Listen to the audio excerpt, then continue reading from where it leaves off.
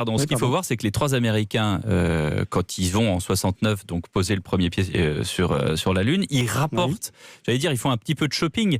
Ils ont rapporté des échantillons de sol. Ça a évidemment été une avancée considérable.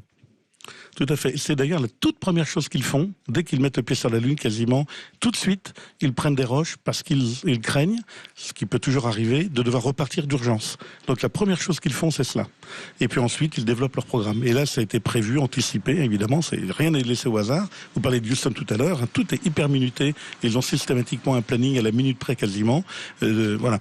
Et donc, ils le font au total sur l'ensemble de toutes les missions Apollo, de Apollo 11 à Apollo 17, donc en à peu près 3 ans, il y a un peu plus de 300 kilos de pierres lunaires qui ont été, de roches lunaires qui ont été analysées, j'imagine, avec énormément de conséquences. C'est ça.